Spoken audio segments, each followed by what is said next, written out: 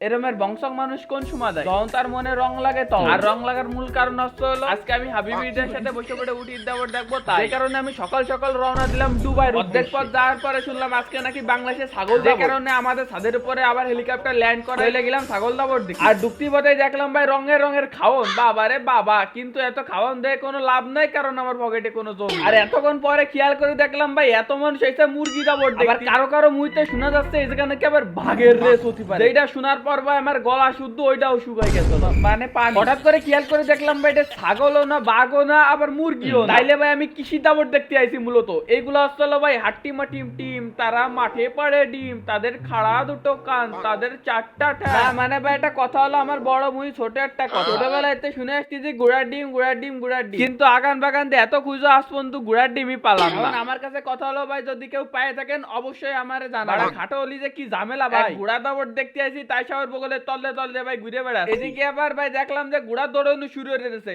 ও মা, ঘোড়া আবার সব দাঁড়ায় পড়ছে। কাহিনী কি হলো পরে আমি শুনলাম নাকি ভাই ফুদিয়ার আগে, এক কথায় বাসিতে ফুদিয়ার আগে সব দৌড়ানো শুরু হয়ে গেছে, যেই কারণে সবকটা ভাই আবার জায়গায় চলে আসে। আর একটা কথা হলো ভাই শহরে যে খেলাগুলো এক কথায় যে ঘোড়া দাবড় গুলো হয় সেগুলো আপনি কিন্তু গ্যালারিতে বসে ভাই রিল্যাক্সে দেখবেন। আর ওই সেম ঘোড়া দাবড়টা আপনি দেখতে আসলে একটা জিনিস খেয়াল করেন ভাই, মাঠের ভিতরে একদম ফাঁকা ফুকো জায়গায় ঘোড়া দাবড় আছে, আর এই দিক দিয়ে আপনার ভাই দৌড়ে দৌড়ে দেখা লাগবে। এক কথায় হুমো মুরগির মতন ভাই বসে পড়ে দেয়ার সাথে চ্যাং ব্যাং করে দৌড়ে দেয়ার মজাই পুরোই আলাদা। আর ঘোড়া দৌড়ানো শুরু হওয়ার সাথে সাথে ভাই মানুষগুলোও কিন্তু দৌড়ানো শুরু হয়ে গেছে। এক কথায় ঘোড়ার সাথে সাথে মানুষগুলো দৌড়ানো শুরু হয়। সবাই দৌড়ুন দিয়ে আমার একটা জিনিস মাথায় ঘুরপাক কাছে ভাই, এই জায়গা যদি ঘোড়ার দৌড় না হয়ে যদি কচ্ছপের দৌড় হইতো তাইলে কেমন, তাইলে যেমনটা হইতো ভাই কচ্ছপের দৌড় শুরু হওয়ার সাথে সাথে মানুষ বাড়ির দিক দৌড়ানো শুরু হতো। আর এইদিকে ভাই আমি সবাই দৌড় দেখতে দেখতে আমি ভাই নিজেই ভাই ঘোড়া দাবড়ের দৌড়টা দেখতে পারলাম না ভাই। সামনে জাতি জাতি ভাই আমার সামনে থেকে ঘোড়া সাং সাং করে বেরিয়ে চলে গেল, সামনে যাওয়ার সুযোগই দিল না আমার। সবগুলা ঘোড়া আগে চলে গেলেও ভাই হেনে একটা দেখতেছি যে একটা ঘোড়া ধীরে ধীরে চলতেছে। এই ঘোড়ার জন্য একটাই কথা, এই